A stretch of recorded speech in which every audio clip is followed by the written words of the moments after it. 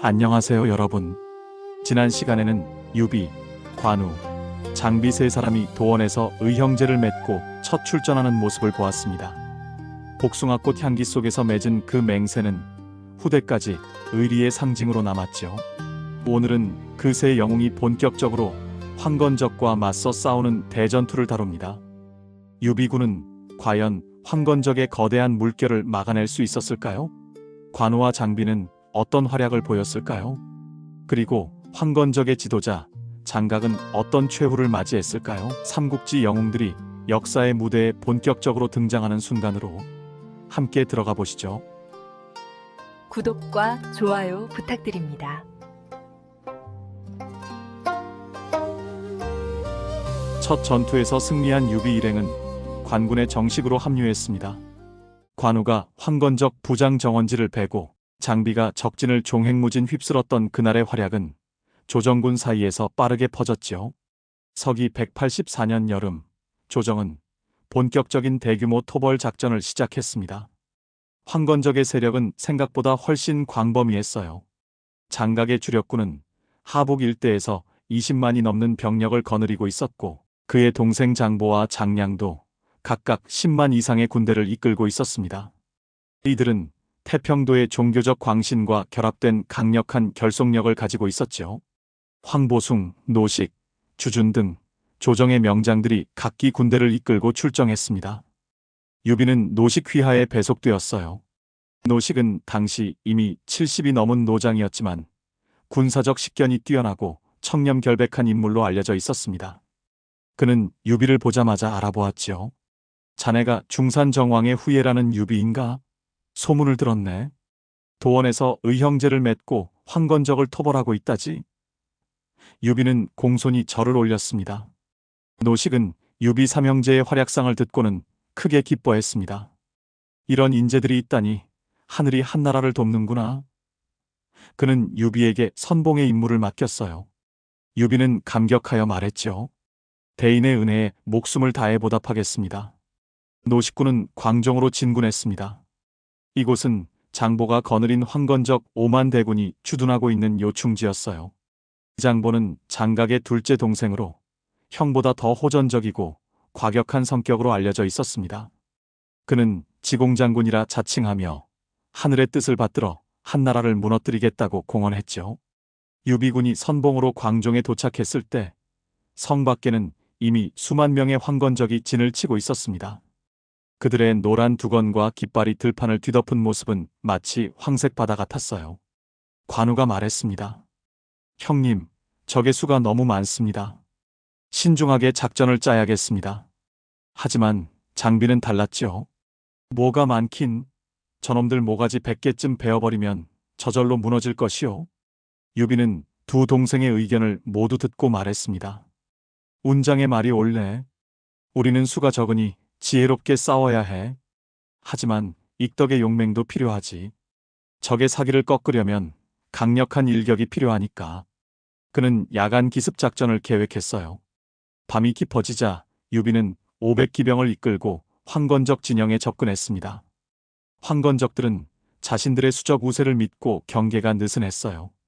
관우와 장비가 각각 좌우익을 맡았고 유비가 중앙을 지휘했습니다. 한밤중 유비의 신호와 함께 세 갈래에서 동시에 공격이 시작되었습니다. 관우의 청룡도가 달빛에 번쩍이며 적진을 가르고 장비의 포효가 밤하늘을 찢었지요. 장비가 왔다. 목숨이 아까우면 무기를 버려라. 그 황건적들은 급습에 혼비백산했습니다. 유비는 직접 황건적의 식량 창고로 돌진했습니다. 불을 지르라. 그의 명령에 병사들이 횃불을 던졌고 순식간에 거대한 화염이 치솟았어요. 식량을 잃은 황건적들은 더욱 혼란에 빠졌습니다. 이 기습은 대성공이었습니다. 황건적 진영은 새벽까지 혼란에 빠졌고 노식의 본대가 도착했을 때는 이미 적의 전열이 무너진 뒤였어요. 장보는 겨우 수천 명만 이끌고 도주했습니다.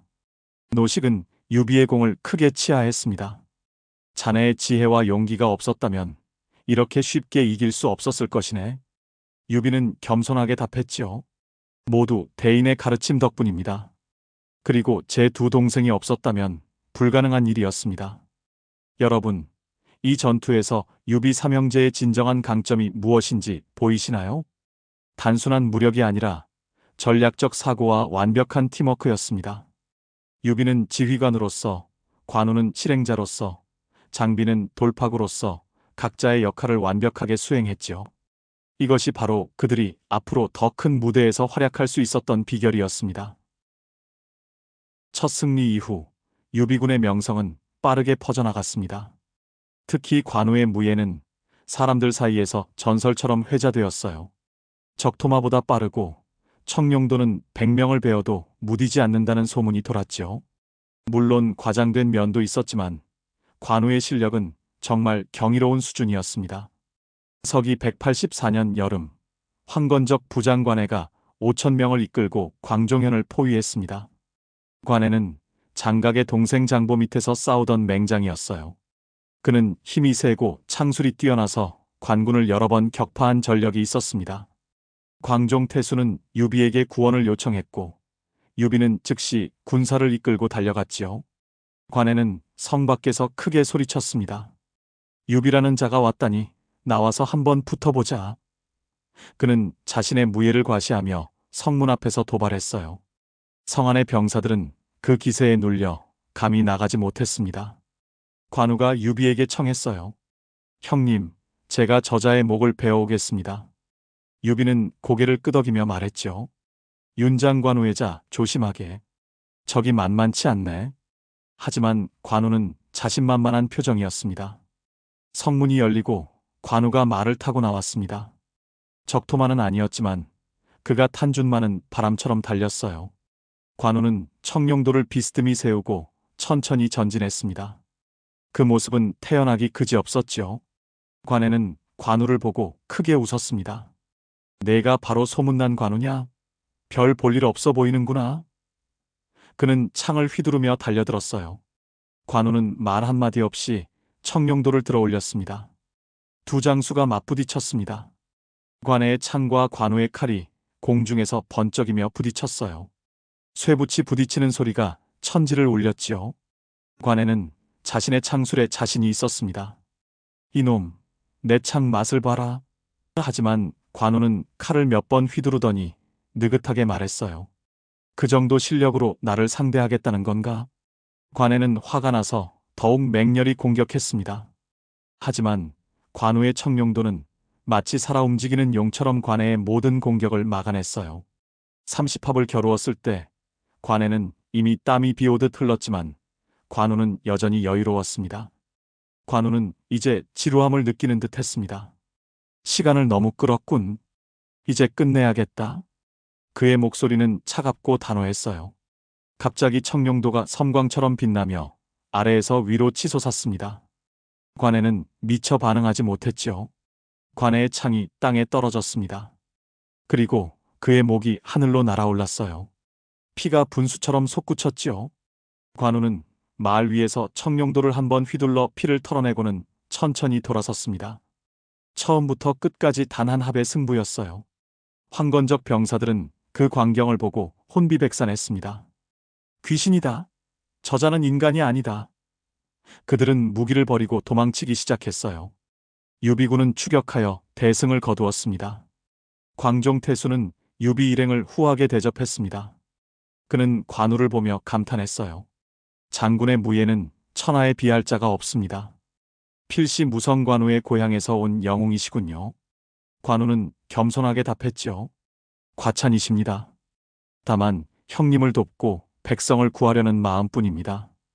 이 전투 이후 관우의 명성은 더욱 높아졌습니다. 황건적들 사이에서는 붉은 얼굴의 장수를 만나면 무조건 도망쳐라는 말이 퍼졌어요.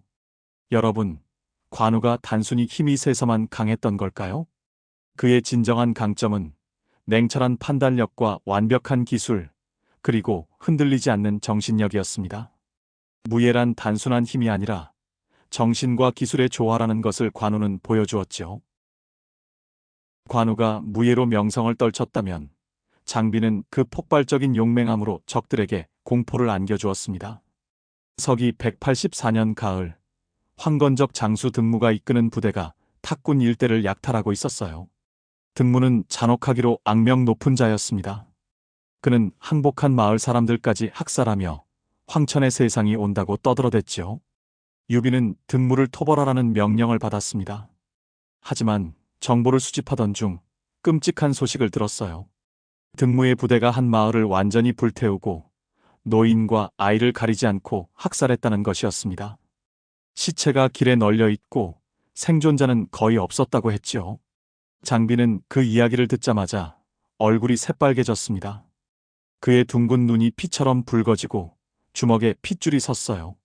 저게만도 못한 놈들, 내가 당장 가서 다 죽여버리겠어? 장비의 목소리는 분노로 떨렸습니다. 유비가 말렸습니다. 삑떡 진정하게. 분노는 이해하지만 신중해야 하네. 하지만 장비는 이미 참을 수 없는 상태였어요. 형님, 저런 짐승 같은 놈들을 어떻게 참습니까? 백성을 지키겠다는 우리의 맹세를 잊으셨습니까? 관우도 거들었습니다. 형님, 익덕의 말이 옳습니다. 이런 악행을 보고만 있을 수는 없습니다. 결국 유비는 고개를 끄덕였죠. 좋네.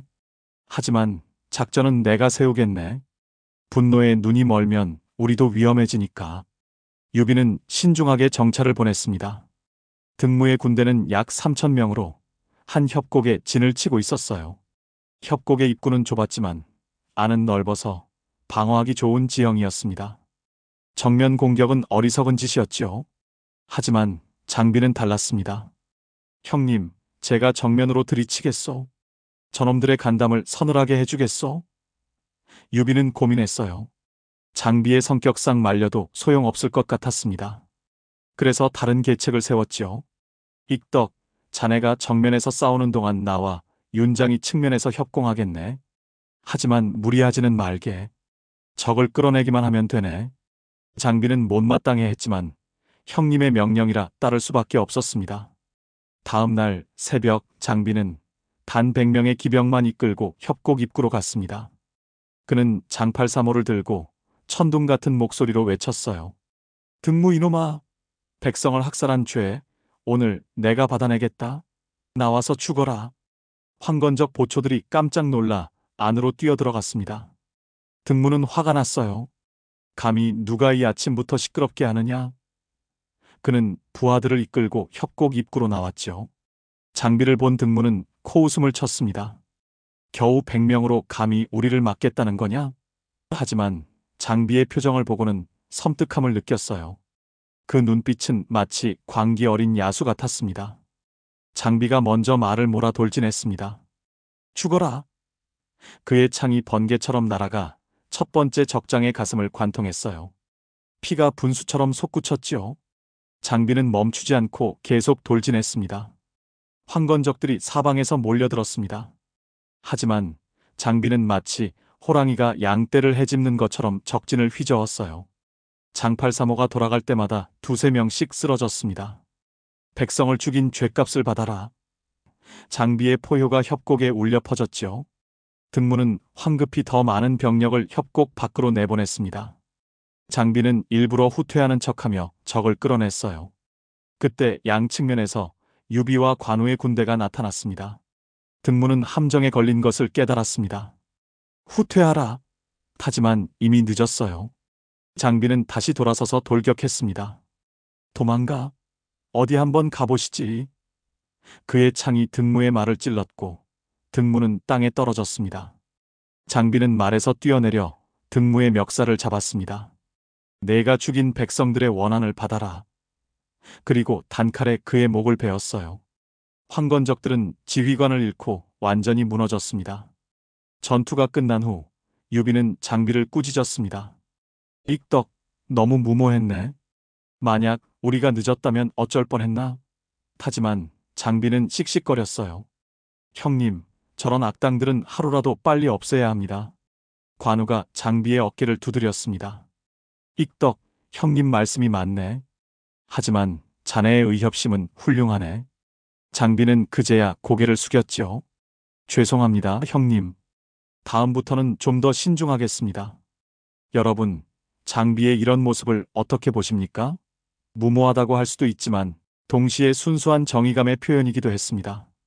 장비는 복잡한 정치나 전략보다는 옳고 그름이 명확한 세상을 원했던 것이죠. 이것이 장비를 사랑스럽고도 때로는 위험한 인물로 만든 특성이었습니다. 황건적 토벌이 한창이던 서기 184년 가을, 장각은 심각한 위기에 처해 있었습니다. 조정의 대규모 토벌 작전으로 각지의 황건적 세력이 무너지고 있었어요. 그의 동생 장량은 이미 황보숭에게 대패했고 장보도 주준에게 쫓기는 신세였습니다. 장각 자신도 상황이 좋지 않았습니다. 그는 광종성에서 노식의 군대와 대치하고 있었는데 보름 넘게 포위되어 있었어요. 성 안의 식량은 바닥나고 있었고 병사들의 사기는 땅에 떨어졌습니다. 대현 양사님, 어떻게 해야 합니까? 부하들이 불안해하며 물었지요. 장각은 여전히 태평도의 주문을 외우며 병사들을 독려했습니다. 하늘이 우리와 함께 하신다. 창천이 이미 죽었으니 황천이 마땅히 서리라.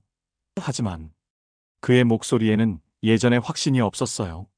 연이은 패배가 그의 신념을 흔들고 있었습니다. 더 큰 문제는 장각 자신의 건강이었습니다. 그는 과로와 스트레스로 병을 얻었어요. 기침이 심해지고 열이 오르락내리락 했습니다.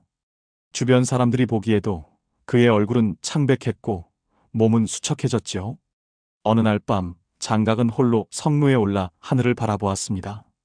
별들이 총총히 빛나고 있었어요. 그는 젊은 시절을 떠올렸습니다. 태평도를 창시하고 민중에게 평등의 세상을 약속했던 그때를 말이죠. 나는 정말로 틀렸던 걸까? 아니면 방법이 잘못되었던 걸까? 장각은 스스로에게 물었습니다. 그의 생각은 혼란스러웠습니다. 처음에는 정말로 백성을 위한 마음이었어요. 부패한 환관들, 횡포를 부리는 관리들, 굶주리는 민중, 이 모든 것을 바꾸고 싶었습니다. 하지만 봉기가 시작되면서 너무 많은 피가 흘렀지요. 무고한 백성들도 전쟁에 휘말려 죽어갔습니다. 장각은 깊은 한숨을 내쉬었습니다. 태평의 세상, 과연 내가 원하던 것은 무엇이었나? 그의 눈에서 눈물이 흘러내렸어요. 하지만 이제 돌이킬 수는 없었습니다. 이미 너무 멀리 와버렸지요.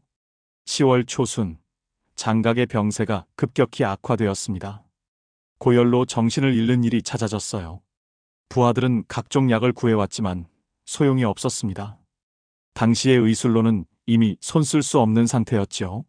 장각은 임종이 가까워지자 부하들을 불러 모았습니다. 내가 잘못했다. 너무 많은 사람들이 죽었다. 그는 힘겹게 말했어요. 부하들은 울먹였습니다. 대현 양사님, 그런 말씀 마십시오. 우리는 정의로운 일을 했습니다. 하지만 장각은 고개를 저었습니다. 정의, 과연 그랬을까? 나는 단지 또 다른 전쟁을 일으킨 것은 아닐까? 그는 마지막 힘을 다해 말했죠. 내 동생들에게 전해라. 더 이상 무고한 백성을 죽이지 말라고. 184년 10월 중순, 장각은 끝내 세상을 떠났습니다. 그의 나이 겨우 40이 조금 넘었어요. 황건적의 난을 일으킨 지 불과 10개월 만의 일이었습니다. 장각의 죽음은 황건적 진영에 큰 충격을 주었습니다. 그들의 정신적 지주가 사라진 것이죠. 노식은 이 소식을 듣고 공격을 강화했어요. 광종성은 얼마 지나지 않아 함락되었고 장각의 시신은 조정에 의해 능지처참을 당했습니다. 하지만 역설적이게도 장각의 죽음은 황건적의 완전한 종말을 의미하지는 않았습니다. 그의 사상은 살아남아 이후에도 여러 반란의 불씨가 되었어요. 태평의 세상을 꿈꾸는 사람들은 계속 나타났죠. 유비는 장각의 죽음 소식을 듣고 복잡한 표정을 지었습니다. 관우가 물었어요. 형님, 왜 그런 표정이십니까? 적장이 죽었으니 기뻐해야 하지 않습니까? 유비는 천천히 대답했습니다. 윤장, 장각은 악인이었지만 동시에 이 세상의 문제를 보았던 사람이기도 하네. 만약 그가 다른 방법을 선택했다면 아마도 훌륭한 개혁가가 될 수도 있었을 거야. 장비가 거들었습니다. 형님, 그래도 백성을 죽인 것은 용서받을 수 없습니다. 유비는 고개를 끄덕였어요. 물론이네. 하지만 우리는 교훈을 얻어야 하네. 세상을 바꾸려면 폭력이 아니라 덕으로 해야 한다는 것을 말일세. 여러분은 장각을 어떻게 평가하시겠습니까? 그는 혁명가였을까요? 아니면 반란자였을까요? 어쩌면 그는 시대를 잘못 만난 이상주의자였을지도 모릅니다. 그의 꿈은 좌절되었지만 그가 제기한 문제들 마이너스 부패, 불평등, 백성의 고통, 마이너스은 여전히 후한 사회에 남아 있었죠. 이것이 바로 삼국시대로 이어지는 대혼란의 근본 원인이었습니다. 장각이 죽었지만 황건적의 저항은 아직 끝나지 않았습니다. 그의 동생 장보와 장량이 각각 남은 병력을 이끌고 완강히 버티고 있었어요. 특히 장보는 형의 죽음에 분노하여 더욱 격렬하게 싸웠습니다. 서기 184년 11월 장보는 하북의 곡양성에 5만 대군을 모아 최후의 결전을 준비했습니다. 그는 형 장각의 시신이 능지처참당했다는 소식을 듣고 피눈물을 흘렸어요. 형님의 원수를 갚겠다. 한나라 조정에 반드시 복수하겠다. 장보의 목소리는 증오로 가득 차 있었습니다. 조정은 황보숭과 주준에게 곡양성 공략을 명령했습니다. 유비 삼형제도 황보숭에 휘하해서 이 전투에 참가했지요. 곡양성은 견고한 성벽과 충분한 식량을 갖추고 있어서 쉽게 함락시킬 수 없었어요. 황보숭은 신중하게 포위 작전을 펼쳤습니다. 성을 포위하고 굶겨 죽이는 것이 최선이다. 하지만 장보는 예상 밖의 행동을 했어요. 그는 밤마다 결사대를 이끌고 출성하여 관군을 기습했습니다. 우리는 어차피 죽을 몸이다. 최대한 많은 적을 죽이고 가자. 황건적들은 말 그대로 죽음을 두려워하지 않았죠. 유비는 이런 자살 공격에 대비하여 야간 경계를 강화했습니다. 어느 날 밤 장보가 직접 3,000명을 이끌고 유비 진영을 습격했어요. 유비라는 놈을 죽여라. 그 장보는 복수심에 불타고 있었습니다. 장비가 먼저 적을 발견했습니다. 형님, 적이 왔소? 그는 장팔사모를 들고 어둠 속으로 뛰어들었어요. 밤이었지만 장비의 포효는 낮보다 더 무서웠습니다. 장비가 여기 있다. 덤벼라. 관우도 청룡도를 들고 달려나왔습니다. 횃불빛에 반사된 그의 붉은 얼굴은 더욱 무섭게 보였어요. 적장은 어디 있느냐? 관우의 칼이 밤하늘을 가르며 번쩍였습니다. 장보는 관우와 정면으로 부딪혔습니다. 형의 원수를 갚겠다는 일념으로 필사적으로 싸웠어요. 죽어라, 한나라 개들아. 하지만 장보의 무예는 관우의 상대가 되지 못했습니다. 단 10여 한 만에 장보는 관우의 칼에 팔을 베었지요. 장보는 피를 흘리며 후퇴했습니다. 물러가라.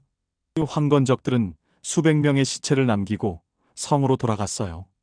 이날 밤의 패배는 장보에게 치명적이었습니다. 그는 부상으로 더 이상 싸울 수 없었지요. 며칠 후 성 안에서 내분이 일어났습니다. 부하 장수 중 하나가 장보를 죽이고 성문을 열어버렸어요. 이제 끝이다.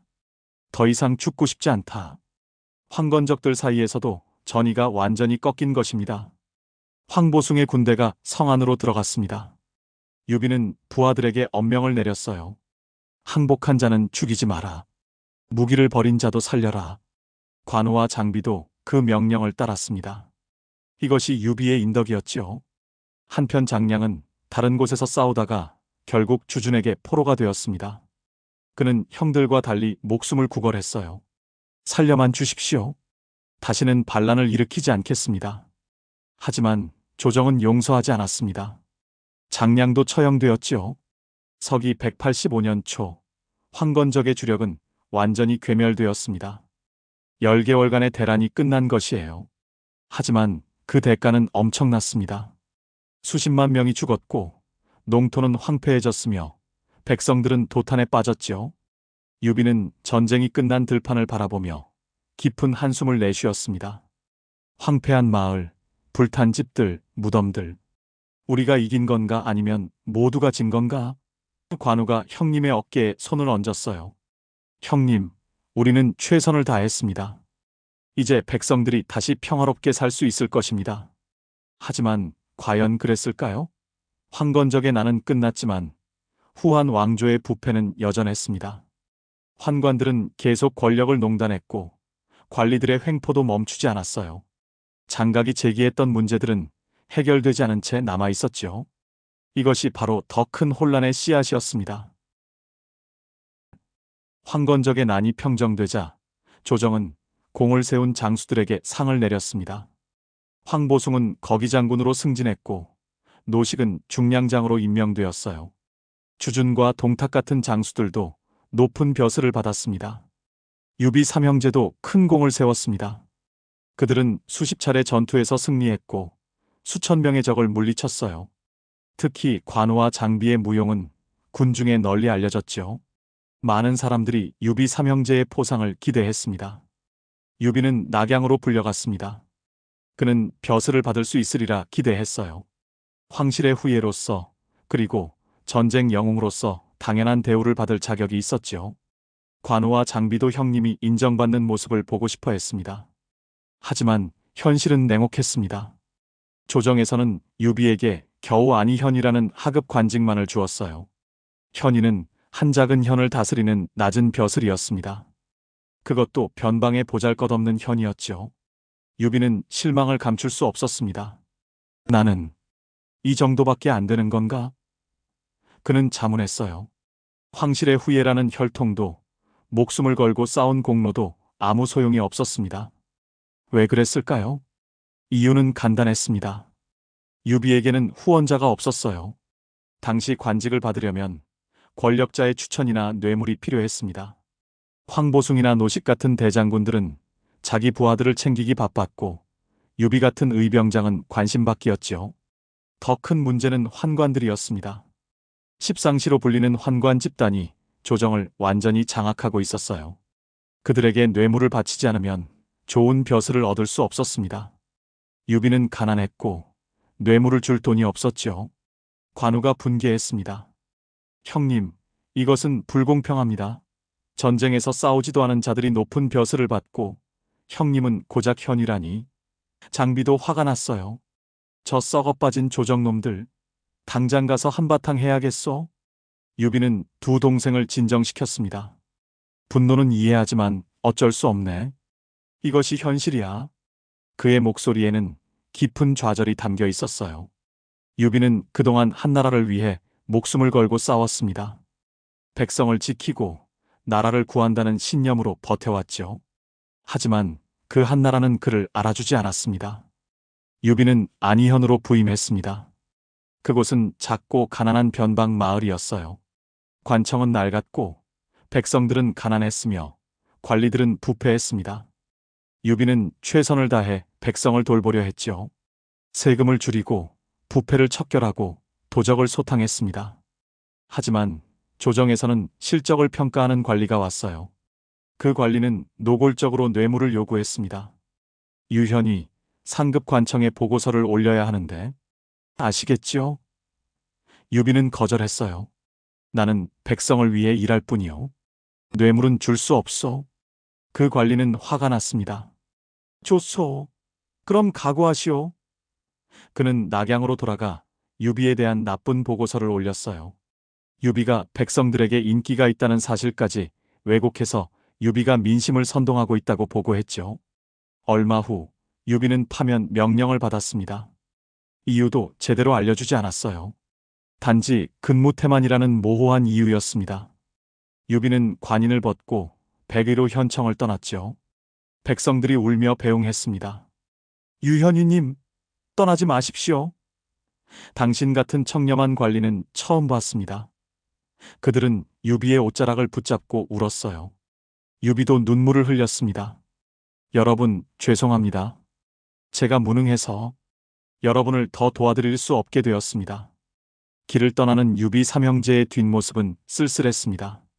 목숨을 걸고 나라를 지켰지만 그 대가는 좌절과 실망뿐이었어요.